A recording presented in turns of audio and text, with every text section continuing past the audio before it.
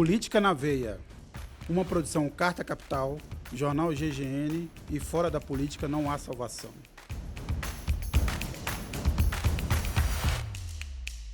Se você sentiu a minha ausência, a minha falta nesses dois últimos programas, eu não vou perguntar para o Cláudio Couto, porque ele tem uma clara preferência pela Thaís, né? Eu sei disso. Ô Sérgio, eu lamento dizer, mas a Thaís é mais fotogênica, viu? Não. Eu vou te falar uma coisa. Vocês podem até dizer que a Thaís é mais inteligente, o que é uma verdade absoluta, é uma melhor jornalista, o que também é uma verdade absoluta. Agora, mais bonita, há controvérsias. Não, e a voz dela é muito mais bonita que a sua também. Ah, tá certo, tá certo. Tá bom, tá bom. Vou te contar, hein?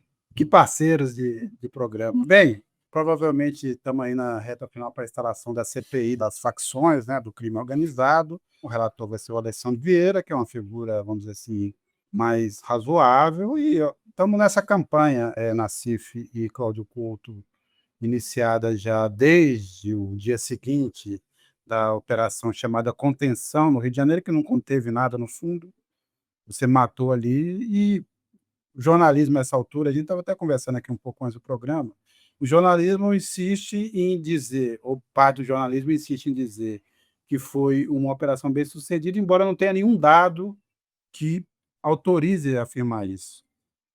Dos mandatos, as pessoas não foram presas, nem estão entre os mortos, você não prendeu as figuras principais que você perseguia, e, no fundo, você também não teve nenhuma grande alteração, assim, nenhum grande dano ao Comando Vermelho, talvez só, e aí tenha sido o nome contenção, talvez tenha contido uma expansão do Comando Vermelho em prol das milícias, que essa, na verdade, várias dessas operações que você vê no Rio de Janeiro, na verdade, um equilíbrio entre você conter o crime organizado e as milícias. Quando um perde, o outro ganha território. A situação continua a mesma. Queria levantar, eu vou começar pelo Couto, depois queria ouvir o Nassif também, temos essa CPI do crime organizado, temos a insistência, tanto o Cláudio Castro ontem, quanto o Tarcísio de Freitas voltaram a falar em narcoterrorismo e terrorismo, uma tentativa de impor essa agenda, de aprovar alguma coisa que, na verdade, também não deixa de ser também mais uma tentativa de traição à pátria, porque isso abriria, por exemplo, uma possibilidade para os Estados Unidos de uma interferência além do que seria possível. Agora, o que Couto, a gente pode esperar dessa CPI do crime organizado? Olha, eu não tenho muita esperança, viu, Sérgio, de que saia coisa que preste daí, né. Não tanto pelo relator, acho que até realmente não é dos piores, agora por conta da dinâmica, né, que essas CPIs têm. Quer dizer, o que vão descobrir de diferente a respeito do crime organizado que já não se saiba, né. E sabendo da composição, a gente sabe muito bem, ainda por cima nesse contexto de agora, logo após essa operação que foi feita ali, né, no Rio de Janeiro, nessa verdadeira carnificina, né, que se promoveu nos morros do Alemão e da Penha, é claro que o que você vai ter vai ser um grande palco para a extrema-direita ficar vituperando contra qualquer tipo de ação mais racional por parte das forças de segurança e defendendo esse tipo de solução de ações espetaculosas, que na realidade, tem efeito zero, se não um efeito negativo, sobre a segurança pública, né. Porque veja você, acho que, inclusive as pessoas que nos escutam aqui, quando elas conversam com terceiros, que são aquelas pessoas que vão achar que bandido bom é bandido morto, que essa operação é muito boa, como aliás as pesquisas mostram que é a percepção da maioria da população brasileira, né, acho que é importante ter esse dado. Agora, as pessoas percebem isso dessa forma pelo fato de que elas estão, na realidade, primeiro, fartas de conviver com insegurança e, em segundo lugar, elas se alimentam de um ciclo de vingança, porque na prática é disso que se trata ali, as pessoas estão satisfeitas com uma vingança, mas elas não estão, na realidade, se dando conta de que esse tipo de ação, por mais que satisfaça sua sede de vingança, simplesmente não tem um efeito positivo na melhora da segurança. E eu acho que o dado que permite perceber isso é muito simples de ser apresentado. Veja, nós tivemos nessa ação agora a morte de um número de pessoas que equivale ao que a polícia do Rio de Janeiro mata em 2 meses. Aqui são 2 dados alarmantes. O primeiro é: pô, eles mataram gente pra caramba dessa vez. Não à toa, não precisa nem chegar muito longe, é a operação policial com o maior número de mortos da história do Brasil, Nem mesmo, né, a operação lá do Carandiru gerou tantas mortes. Talvez, né, operações lá da Primeira República, né, ataque a Canudos, alguma coisa possa ter produzido efeito tão devastador, ou mais. Agora, em tempos, digamos assim, de funcionamento das instituições democráticas, não houve nunca uma carnificina dessa magnitude. O segundo dado trágico é que se a polícia do Rio de Janeiro mata em 2 meses o equivalente a isso que se matou aí, significa o seguinte: isso é um problema crônico, a matança é crônica. Há quantos anos isso já não funciona dessa maneira? Há quantas décadas isso não funciona dessa maneira? E qual foi o resultado do ponto de vista de melhora da segurança pública? Nenhum. Ao contrário, o problema da segurança pública piorou nas últimas décadas. As facções se organizaram, ocuparam todo o território nacional, inclusive se irradiaram para o próprio continente, né? Ou seja, você tem hoje na América do Sul, em vários países, presença de PCC e de Comando Vermelho, inclusive em outros países, nos Estados Unidos, em Portugal, você já tem também essa articulação, com matança ocorrendo, e aí não é só no Rio de Janeiro, é Rio de Janeiro, é em São Paulo, é na Bahia, é em vários estados da federação. E isso vai perpetuando um ciclo de vingança que não limita o crime, inclusive porque, se não quiser olhar do ponto de vista do respeito ao devido processo legal, né, aos direitos humanos, etc. Olha do ponto de vista da eficácia da política de segurança, apenas. Porque para certos interlocutores é só isso que os pode talvez convencer. Não gerou o resultado esperado. Porque da onde vieram esses todos que foram assassinados agora pela polícia, outros virão depois. Eles vão ser repostos. Assim como são repostas as lideranças também. Várias lideranças foram encarceradas, foram mortas e são repostas. Você tem que atacar, na realidade, o problema de forma mais estrutural. E tem que atacar também aquele coração que articula financeiramente e articula também a logística de fornecimento de armas e drogas. Porque esse é o problema. Veja, a gente teve, no dia seguinte, se eu não estou enganado, ou se não foi no dia seguinte, foi poucos dias depois da operação no Rio de Janeiro, a gente teve uma ação da Polícia Federal, que novamente, assim como ocorreu na Carbono Oculto, na Avenida Faria Lima, né? Quando pegou ali o coração financeiro do PCC. Lá em Santa Bárbara do Oeste, desbaratou uma fábrica de fuzis, que era uma verdadeira planta industrial com equipamento altamente sofisticado, que tinha uma capacidade de produção de mais de 3.000 fuzis por mês, e fuzis esses que eram iguais àqueles, ou de vários daqueles, na realidade, não todos, mas iguais a vários dos que foram apreendidos agora na Penha e no Alemão, depois dessa operação da Polícia Militar e da Polícia Civil do Rio de Janeiro. Então, veja, a Polícia Federal fez isso e, portanto, ela conseguiu estancar uma das portas de entrada do armamento dessas facções criminosas, né, que era essa fábrica em Santa Bárbara do Oeste, assim como na Carbono Oculto, conseguiu ali também prejudicar de maneira muito significativa as finanças do crime organizado, e nos dois casos não deu um tiro. Ninguém morreu. Nem policial morreu, inclusive é bom lembrar, né? Nem policial morreu. Não teve, inclusive, policial que perdeu a perna, que foi o que aconteceu também nessa última operação. Então, veja, quando você tem uma situação desse tipo, você tem que mostrar para as pessoas, isto não funciona. Você está afim de ter vingança? Então satisfaça-se. Mas do ponto de vista de melhorar a segurança do país, esquece. Além do que, só para finalizar, a gente pode dizer o seguinte: foram, na realidade, 2 operações em uma, né? 2. A primeira foi a operação policial propriamente dita, que terminou com esse saldo aí de mortos, além, claro, dos presos, né? Poucos daqueles, aliás, que eram os procurados, diga-se de passagem. Mas a segunda operação, que me parece que essa foi a principal, que se serviu da primeira, foi a operação de marketing. A operação de marketing, de propaganda do governador Cláudio Castro e da própria extrema-direita como um todo, não à toa, logo depois você teve a mobilização dos outros governadores de extrema-direita, né? Jorginho Melo, Caiado, Zema, foram todos ali prestar solidariedade. Tarcísio se manifestou, né, mas sem ir lá. Mas, enfim, você teve toda essa articulação, por quê? Porque esses caras se nutrem disso. Então, a grande operação foi a operação de marketing, produzida com base no sangue. É disso que se trata aí. Bom, a gente tem 2 pontos aí, né. O primeiro ponto foi o fato, a gente tem evidências aí de uma ligação umbilical do esquema Bolsonaro com o crime organizado. Isso aí não tem nenhuma dúvida. Você pega as milícias lá do Rio das Pedras, você pega as pessoas que o Flávio Bolsonaro contratava, as homenagens que foram feitas, as ligações dos Bolsonaros com o escritório do crime, o fato do Rony Lessa, que foi apanhado aí com a maior contingente de armas contrabandeadas, e ele montava também, vizinho do Bolsonaro, o fato do Bolsonaro ter desarticulado a fiscalização no porto de Itaguaí, que é porta de entrada para o crime organizado, o fato de ter permitido uma expansão terrível do armamento, com autorização para as CACs comprarem armas, e tirando da Polícia Federal a fiscalização e passando para uma ala do Exército lá que não fiscalizou nada.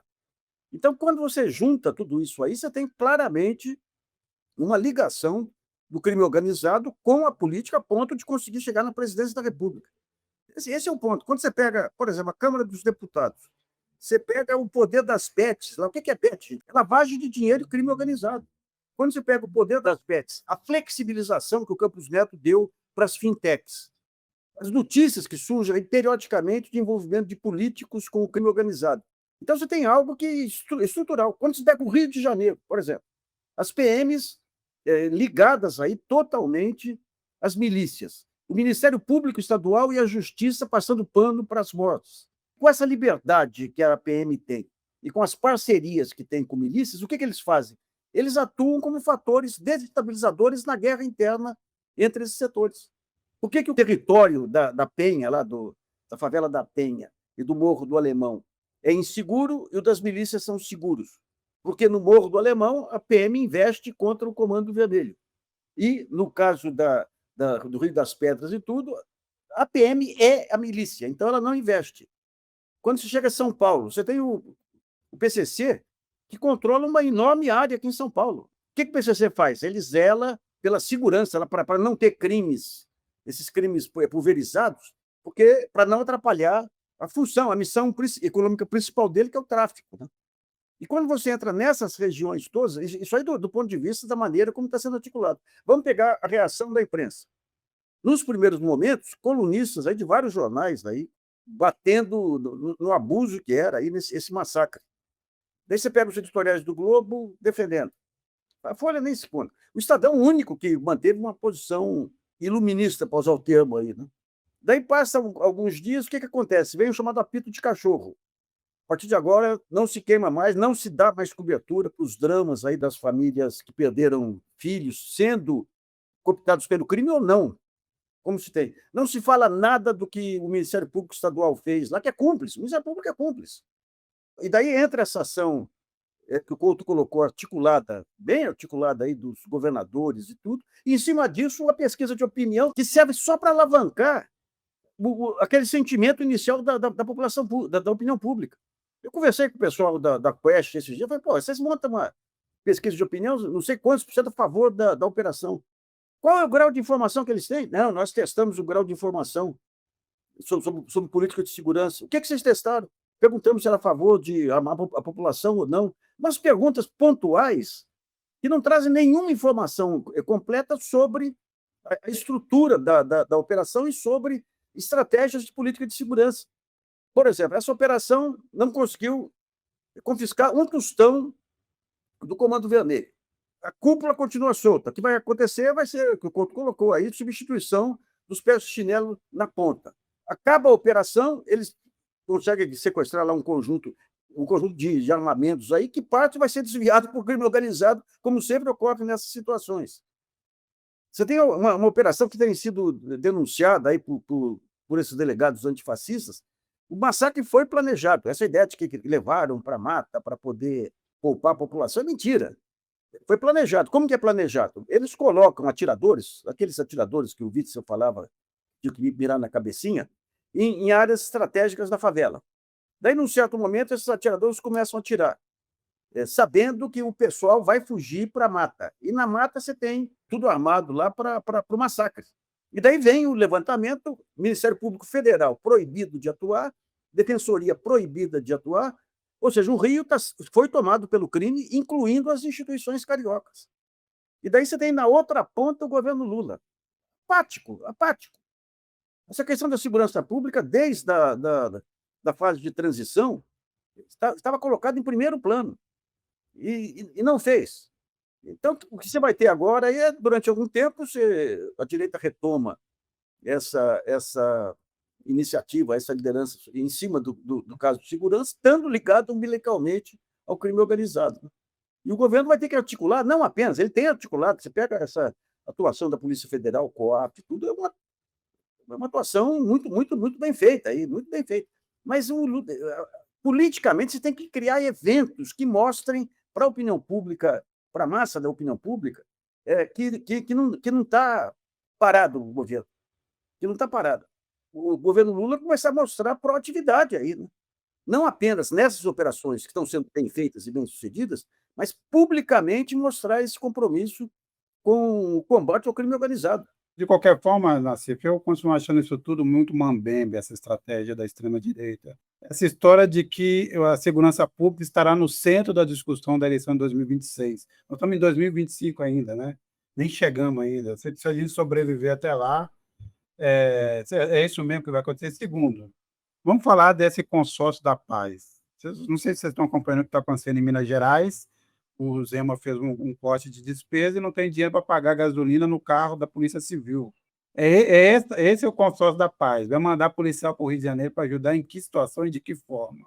A PEC da segurança pública está parada por conta dos bolsonaristas que acham que seria uma intervenção na política dos estados. Segundo, a gente sabe que o modelo de força-tarefa foi mais ou menos tornado obsoleto pela forma como a Lava Jato fez, mas muita gente ainda propõe que, para começo de conversa, você poderia escolher, e o Rio de Janeiro talvez fosse um bom espaço para você tentar ali uma grande concertação nacional, uma força-tarefa nacional, um tempo no Rio de Janeiro, para ver se você ataca todas as frentes dessa atuação do crime organizado. Poderia ser um começo de conversa, mas é um debate que está interditado agora.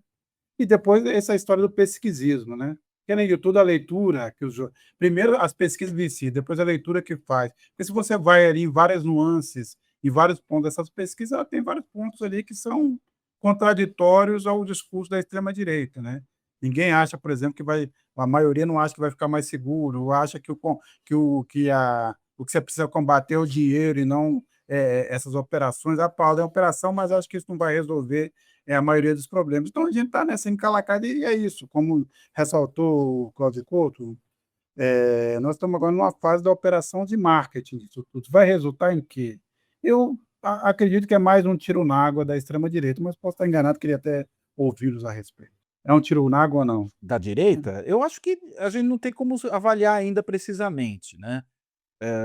De fato, a direita está conseguindo pautar o debate nesses dias, né? A gente vê isso não só na repercussão de imprensa, mas, por exemplo, na maneira como as pessoas se comportam nas redes sociais, né? Os levantamentos aí que são feitos, os temas levantados nas redes, no posicionamento que as pessoas tomam aí, é um levantamento que mostra que, na realidade, isso mobilizou mesmo a discussão. Eu também não tenho dúvidas de que o tema da segurança pública vai ser um tema durante a eleição, até pelo fato que ele vai ser pautado muito fortemente pela extrema-direita e não vai dar para simplesmente ficar escapando desse assunto. Ele vai surgir. Aliás, é bom a gente lembrar que esse é um assunto que está ali um pouco assombrando o governo desde o começo do mandato do Lula agora. Né? Teve toda aquela discussão, vai criar o Ministério da Segurança Pública, não vai, o governo vai propor o SUSP, não vai, no fim acabou propondo. Enfim, você teve uma série de hesitações, né, por parte do governo, o governo vacilou muito com relação ao que fazer, e na realidade, no fim das contas, acabou percebendo que ou entrava nessa conversa, ou entrava nessa discussão, ou ia simplesmente ser pautado pela extrema-direita e ser atropelado por ela.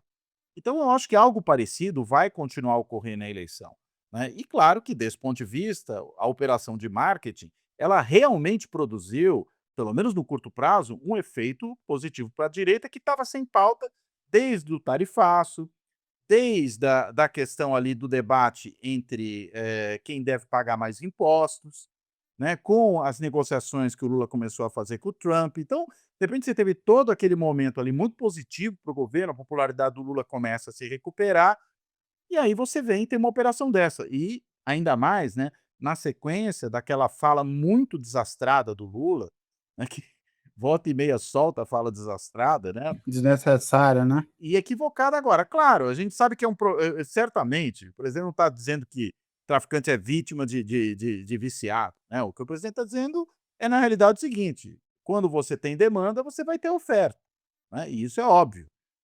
E acho que é difícil não concordar com isso. Então, claro, você tem que resolver também o problema de demanda, teoricamente, para poder evitar que a oferta aconteça, que o crime organizado se estruture em torno da questão do tráfico de drogas. Só que na hora dele falar isso, ele se expressou de uma forma horrível, né? Se expressou muito mal. O Lula tropeça mesmo nas palavras e não é de hoje e nem foi a primeira vez nesse governo, foi só mais uma. E aí chega, né, a operação ali para tentar reduzir a crise, né? Porque afinal de contas, é claro que gera. E ato contínuo vem essa operação da Polícia do Rio de Janeiro, logo na sequência. Então foi, claro, um momento muito propício para a extrema-direita. Eu acho que ela evidentemente está colocando. Agora, há outros assuntos, isso aqui daqui a pouco, como tudo, vai dar uma esfriada, né? A gente não vai voltar a falar, a não sei que você comece a ter operação atrás da operação, mas se ocorrer isso também, aí você começa a ter um certo cansaço do assunto, então não dá pura e simplesmente para ficar matando gente achando que vai manter o assunto em voga, eles estão aproveitando o momento, mas é preciso não só, enfim, deixa passar, também não adianta ficar entrando com outro assunto agora na correria, porque ele vai ser ofuscado por esse assunto, aí você perde a oportunidade de repautar, deixa baixar um pouco a poeira e puxa o debate para outro lado. É isso que o governo vai precisar fazer. E, claro, isso também na eleição. Tem um risco que eu vejo aí, é de outros governadores porem mais lenha na fogueira, né? Vocês lembram quando eles quiseram criar aquele clima da GLO, em 2020, que teve aquela operação de greve da Polícia Federal em Fortaleza, que só terminou quando o governador lá, um dos Gomes lá, enfrentou, levou tiro e tudo aí. Naquela época, o Moro mandou um destacamento da Força Nacional com um comandante que estimulava a greve. E você criou um clima de insegurança no Brasil inteiro, para convalidar a questão da GLO e a questão da intervenção militar. Então, o que eu vejo agora, já que nós estamos falando, e é isso que está ocorrendo, que é uma ação articulada entre esses governadores e tudo aí, essa ação articulada eles podem manter em fogo quente aí, com outras operações de massacre. Eles não têm nenhum escrúpulo, né? Eu estava vendo uma nota do Globo lá, o Cláudio Castro se vangloriando, deixei o Lula de joelho. Para eles, matar 100, matar 150 não é nada, né? Vocês acham que a PEC da segurança pública e tal, essa criação do Sistema Nacional, passa nas condições atuais desse debate? Dois, na outra ponta, a ideia de classificar o crime organizado como terrorismo ou narcoterrorismo tem chance de prosperar ou não? O Estadão ele tem feito algumas surpresas aí, né? O Lorival Santana, que é o cara que dorme com o santinho do tio Sam, alertando para essa questão geopolítica, a implicação geopolítica da DEA aí interferir, como ela já tem parte da Polícia Federal que presta contas aí à DEA. Eu tenho a impressão que isso aí está ficando mais forte, aí, os riscos embutidos. Agora, eu não sei a viabilidade política, não tenho acompanhado isso, mas do ponto de vista técnico, você abre umas brechas complicadas. O primeiro ponto é que você abre espaço aí para um fortalecimento do morticínio nas polícias estaduais. O grande problema que nós temos, além da questão das organizações criminosas, são os governadores querendo transformar as polícias militares em tropa de choque. Em tropa de choque, inclusive, você tem uma lei que está sendo um projeto de lei discutido no Congresso querendo permitir as polícias militares terem armamento pesado aí. Então, essa lei pode dar uma flexibilidade, porque o que segura hoje os massacres é a subordinação da Polícia Militar ao Ministério Público, mesmo em outros estados, e à Justiça. Isso cria um freio. Se você tira esse freio, e agora eles estão querendo considerar que não basta a ação armada do marginal para a polícia poder se defender. Basta ele estar armado que a polícia pode atuar, pode atirar. Hoje você já tem esse negócio de colocar arma falsa aí em mãos de vítimas. Tudo. Esse é o primeiro ponto. O segundo é a manipulação do conceito de organização criminosa. Digamos que amanhã entre um governo Bolsonaro de novo. Ele pode pegar qualquer grupo contrário aí e classificar como organização criminosa. Como faz o Trump, né? Aliás, como fez o Trump com os antifascistas, né? Claro, cá para nós, como faz a CONIB aqui em relação ao antissemitismo. O que a CONIB faz? Se tem uma crítica a Gaza, ela classifica como antissemitismo. Daí classifica como antissemitismo, vira uma questão criminal, como virou contra o jornalista aí da UOL. Então você tem aí um conjunto de flexibilizações aí que vai dar um poder complicado aí contra direitos humanos de não bandidos, já que os caras acham que bandido não tem direito humano, não merece direito humano. Então tem esses riscos aí, né? Pois é, o Cláudio Couto, e falando o seguinte, já está mais do que claro e explicado por vários especialistas, pelo próprio ministro Lewandowski, que misturar alhos com bugalhos não funciona, ou seja, você precisa ter uma diferença, uma crime organizado é uma coisa, terrorismo é outra, porque são dois tipos de combate. Se você usar a tática de combate do terrorismo como crime organizado, não vai resolver, porque o problema quando você ataca as células de terrorismo, terroristas ou esses conceitos, você não está exatamente indo no âmago das operações financeiras dele, embora possa ser um aspecto, é outro tipo de combate do que o crime organizado. Mas, de qualquer forma, eu volto à pergunta, às duas perguntas. A PEC da segurança pública, a chance de aprovar e a chance de prosperar essa tese de crime organizado como terrorismo. Quanto à PEC da segurança pública, né? Paradoxalmente, eu acho que até o momento não é ruim para fazer ela avançar, né? Porque, enfim, a direita botou o assunto em voga. Ao botar o assunto em voga, qualquer tipo de discussão que possa caminhar no sentido de estruturar alguma política nessa direção tem um ambiente mais propício a pelo menos ser pautada, a avançar. Eu acho que existe uma chance maior do que existia há pouco tempo. Acho que esse é um primeiro ponto. O segundo ponto é com relação ao terrorismo, né? Estão querendo botar o apelido de terrorista em crime organizado. Isso resolve alguma coisa? Claro que não, né? Embora possa, como o Nassif já chamou a atenção, produzir aí um pretexto para que outros países comecem a querer interferir nas nossas questões internas, inclusive do ponto de vista da segurança, sob a alegação de que há organizações terroristas no Brasil que, como atuam no seu território, têm que ser combatidas aqui dentro por eles. E aí começa a criar um pretexto muito complicado, um pretexto muito perigoso. As ações que a gente tem visto, por exemplo, da Marinha Americana ali no Mar do Caribe, vão exatamente nessa direção. É um perigo, ou mesmo no Pacífico, né, não só no Caribe, mas também do outro lado ali da América Central, no Pacífico, são operações muito complicadas. Isso gera um risco muito grande para a segurança dos países, para a soberania desse país. Então, você cria e você abre um espaço para não resolver o problema da segurança. Porque, veja, se forem taxados de terroristas, o que vai mudar do ponto de vista da ação das forças de segurança? Elas vão agir exatamente como já têm agido, fazendo essas operações, que são, na realidade, operações de guerra. O próprio governador do Rio de Janeiro usou essa expressão, para, na realidade, produzir resultado algum do ponto de vista da melhora da segurança pública.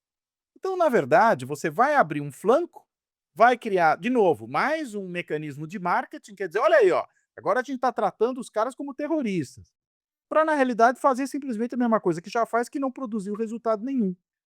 É completamente não. Agora, tem chance de avançar? Tem, porque é proveitoso, né? É proveitoso para eles, né? Se pelo menos o SUSP for posto em pé, já é um ganho, mesmo com uma bobagem dessa sendo colocada também. Espero que não avance essa segunda bobagem, mas eu acho até que ela tem, no contexto, mais chance de ser aprovada do que o próprio SUSP. Embora me pareça que a PEC da segurança pública, instituindo o Sistema Único de Segurança Pública no Brasil, ela, paradoxalmente, ela tem uma chance um pouco maior agora do que tinha até no passado recente. Aí eu só queria ressaltar também que, embora concorde com a ideia de que isso foi uma articulação geral da extrema-direita e do bolsonarismo para produzir um contraponto aí a essa melhora de imagem do Lula, eu não descartaria também que foi uma operação que, coincidência ou não, acabou também favorecendo o governador Cláudio Castro, que estará, aliás, hoje começa o julgamento, retomada do julgamento dele no TSE, por conta das denúncias do Ministério Público de abuso de poder econômico na eleição. Ele ganhou nas duas instâncias no Rio de Janeiro, esse caso foi para lá. Provavelmente, aliás, o que se diz nos relatos aí da imprensa, é que a relatora do caso irá julgar a favor da cassação, então da punição, mas que, diante da circunstância, esse caso, talvez alguém peça vistas o caso seja adiado, porque senão fica parecendo que as circunstâncias foram mais ou menos moldadas para punir o governador que fez uma operação de salvação. Quer dizer, calhou também para o caso, para o pescoço do próprio Cláudio Castro nesse momento, que pretende ser candidato ao Senado no próximo ano, a ver. Bem, Nassif Couto, na segunda-feira começa a COP30 em Belém. Quando o governo anunciou a decisão, o presidente Lula anunciou a decisão de ter essa COP, houve um certo ânimo geral, global, de que seria talvez a COP da virada, mas aí aconteceu o que aconteceu. Tivemos o Trump sendo eleito nos Estados Unidos, você teve esse aprofundamento dessa impasse da guerra na Ucrânia, e os países hoje do Ocidente gastam mais dinheiro com armamentos do que com meio ambiente. Você teve, além de tudo, essa estruturação que acabou sendo um tanto quanto atabalhoada, preços exorbitantes, muita gente não virá a Belém por conta dos preços de acomodação e tudo mais, e o que a gente enxerga nesse momento é uma COP que será mais do mesmo, ou seja, uma reunião de boas intenções, e a gente sabe muito bem que o inferno está lotado, né, de boas intenções, mas medidas práticas muito poucas. Eu queria até levantar um outro ponto também. Me parece também que esse modelo de COP é um tanto quanto desgastado para lidar com os problemas urgentes e reais do meio ambiente e, na verdade, os problemas do planeta, não? Bem, começando pelo final, né? Eu acho que sim, mas não por uma razão específica das COPs, viu, Sérgio? Pelo menos é assim que eu percebo o problema. Eu creio que muito mais pelo fato de que os vários fóruns internacionais para ações coordenadas entre os estados têm se mostrado muito ineficazes nas últimas décadas, né? E isso fica claro na ONU, por exemplo. A ONU também não funciona, né? Você não consegue tirar dali uma série de decisões. Outros espaços de negociação multilateral dificilmente produzem grandes acordos. E acho que a COP se ressente do mesmo tipo de problema, né? E você tem uma espécie de tragédia dos comuns, né, para usar uma expressão importante aí da análise, justamente sobre questões ambientais, embora não só. Que é aquela situação em que, enfim, todo mundo, claro, né, tem interesse em que não haja aquecimento global, de que o mundo não piore, exceto, claro, os negacionistas que nem o Trump, que nem o deputado Nicolas Ferreira, né, que inclusive quer agora que haja eh, também o ensino de teorias alternativas a essa que defende as mudanças climáticas, né? Ele provavelmente vai vir junto com outras opções também, né, de teorias alternativas, de repente defender o geocentrismo, o terraplanismo, a negação do Holocausto nas aulas de história, né, talvez negar a lei da gravidade, seja uma série de outras visões alternativas, por que não, né? Negadável. Para que Darwin, né, é melhor ir para Adão e Eva, né? Foi tudo criado em 7 dias, né? O criacionismo, o design inteligente, que nada mais é do que um criacionismo um pouco mais requintado. Enfim, esse tipo esses negacionistas, esses aí vão continuar negando o aquecimento global. Mas os outros não, os outros sabem que é um problema. Agora, a questão não é reconhecer o problema e torcer para que a coisa melhore ou não piore. O problema é quem vai pagar o preço, quem vai botar o guizo no gato, né? Afinal de contas, para você poder ter uma ação desse tipo, alguém tem que renunciar. Na verdade, todo mundo tem que renunciar a alguma coisa. E ninguém está disposto a renunciar, né? Deixa o outro primeiro. E aí, claro, gera-se um impasse. Então, acho que esse é o problema desse tipo de organização, como é o caso da COP ou esse tipo de reunião. Ela produz uma situação em que muita gente pode ter interesse no desfecho, mas pouca gente tem interesse em tomar uma atitude que contribua para o desfecho. E aí a gente fica mesmo nessa tragédia dos comuns, nesse problema de descoordenação generalizada. Olha, um ponto que eu acho que vai ser importante na discussão da COP é uma mudança nesse conceito de compensação ambiental. O que existe hoje essa lei ambiental aí é uma farsa. É uma farsa por quê? O Brasil é o país que tem as maiores extensões de florestas tropicais, que são aquelas que têm mais a retenção de carbono. Ou seja, é o país que mais contribui para a redução da poluição mundial. Como que é o processo aqui? Criaram aquela questão do crédito carbono só se você ampliar a área que já é preservada. Então, você tem na Amazônia lá, você tem obrigado a preservar 90% da área. Você só é remunerado se você aumentar mais ainda a área preservada. Então, o que acontece? Se você aumenta a área preservada, ou se está numa área que pode ser degradada e é recuperada, você tem firmas de auditoria estrangeiras que vêm, fazem uma avaliação de quanto que você tem direito de crédito de carbono, e o fazendeiro vende lá por $5, e esse crédito de carbono vai para a Europa, é revendido por 40, $45, permitindo à indústria europeia ou americana ou mesmo chinesa continuar poluindo. E daí, sempre que tem qualquer problema, qualquer tragédia ambiental, a culpa não é do chaminé que está na Alemanha, do carvão que está na China, que nos Estados Unidos, a culpa é do gado brasileiro. Então, o que está havendo aí é um movimento para a criação de um fundo que remunere a preservação da mata que já existe. O Brasil, por exemplo, o Estado brasileiro, tem um baita gasto aí com a preservação, com a fiscalização da Amazônia pelo Exército, e a fiscalização dos mangues, que é uma outra área relevante, pela Marinha. Ele não recebe nada. Então, o que vai ser discutido, que vai ser relevante, é a criação de um fundo que ressarça os países, ou até os fazendeiros, se for o caso, pela preservação da mata. Então, se tem um fazendeiro na Amazônia, ele compra uma área de 100, ele só pode produzir em 10. Então, ele seria remunerado, de alguma maneira, aí, pelos 90 que ele preservasse. Isso é uma mudança relevante que pode acontecer nessas leis ambientais aí, sabe? O Brasil tem alguns dados positivos para mostrar nessa reunião, inclusive a queda no desmatamento, no ritmo de desmatamento. É lembrar também, Nassif, que é o seguinte: a pauta brasileira, na verdade, a pauta de cada país é muito específica. Tá? Acho que um pouco da dificuldade também de você fazer uma coordenação mundial é o seguinte, porque a contribuição de cada país ela tem sua especificidade, né? Ela não é, por exemplo, o Brasil não é a extração de petróleo, não é o nosso problema, não é o combustível fóssil, não é o nosso maior problema.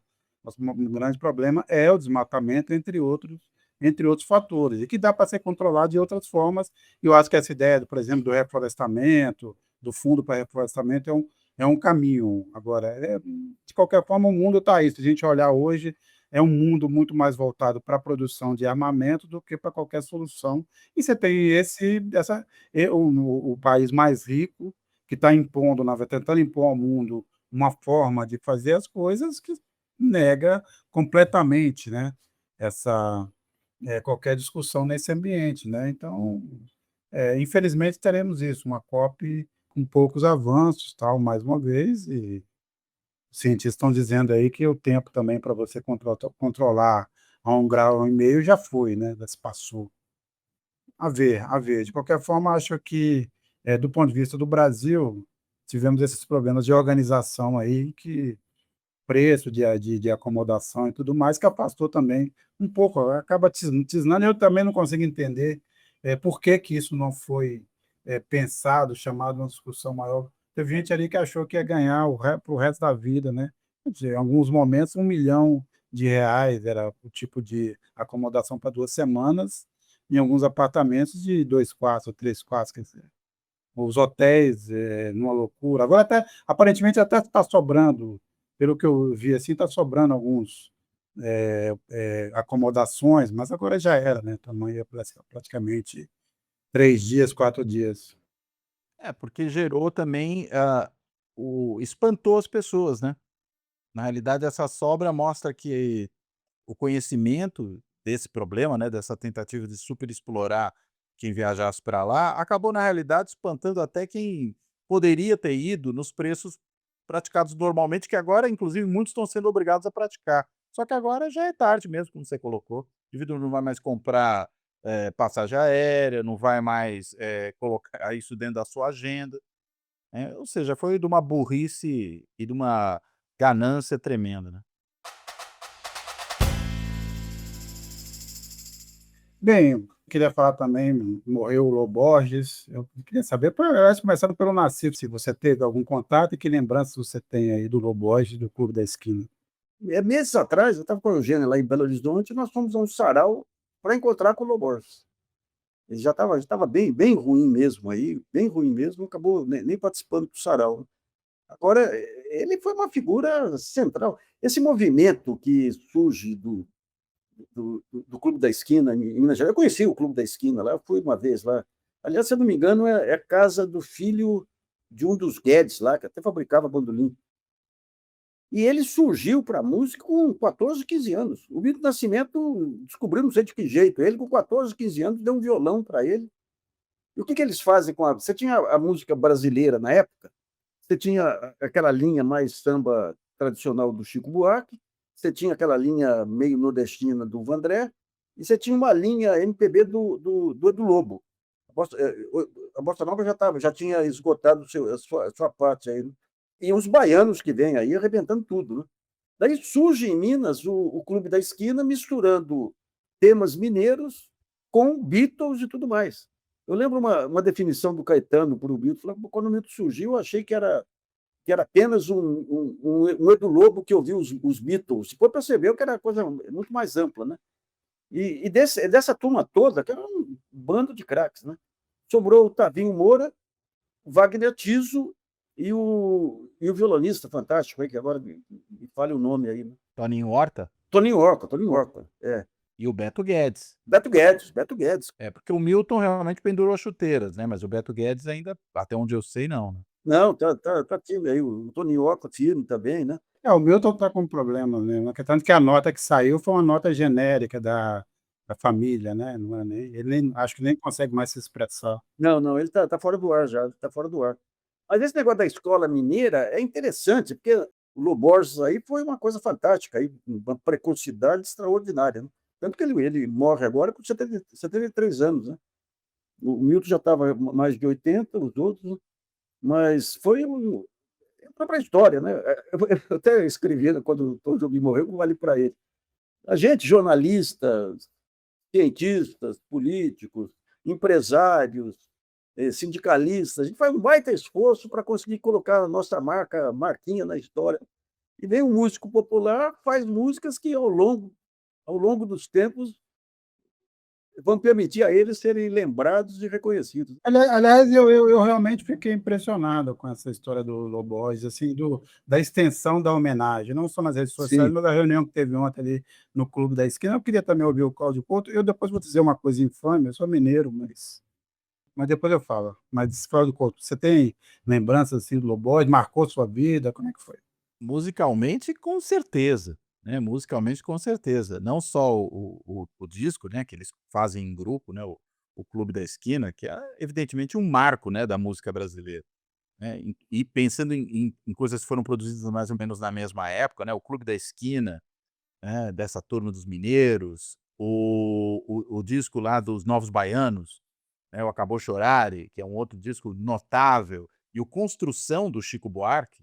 Isso aí é uma trinca de obras-primas, né, e todas feitas ali num intervalo de tempo muito curto, né, uns em relação aos outros, que são coisas absolutamente magistrais que foram geradas ali naquela geração. E o Loborges, o Nassif já mencionou, que o Milton o descobre ainda muito novo, né, ele é um cara muito precoce, né, porque ele compõe algumas dessas grandes obras que estão no disco do Clube da Esquina, o Girassol da Cor do Seu Cabelo, por exemplo, muito novo, adolescente ainda, né, e coisas de um requinte imenso, tanto em termos, da música propriamente dita, da melodia, da harmonia, mas também do ponto de vista da letra. Então é realmente uma perda imensa essa, a gente perde um gênio da música brasileira. Não, eu queria primeiro ressaltar o seguinte: realmente, eu cada dia mais me espanta assim, a grandiosidade da música popular brasileira, principalmente ali do início do século XX até os anos 80, o que a gente conseguiu produzir de diversidade e de coisas geniais. Isso realmente, eu cada dia fico mais emocionado com isso, porque realmente é um momento, talvez tenha sido o grande momento da construção de uma ideia de Brasil, e eu insisto que os nossos grandes poetas são letristas, né?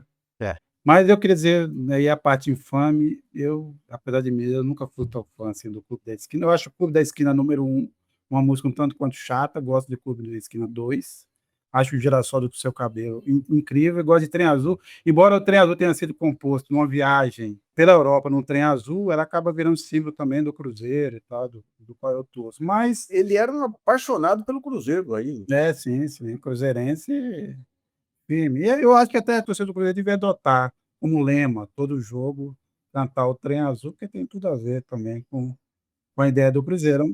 Mas eu digo isso, assim, essa é a minha parte infame. Eu, na verdade, o que me emociona de verdade é o Noel Rosa.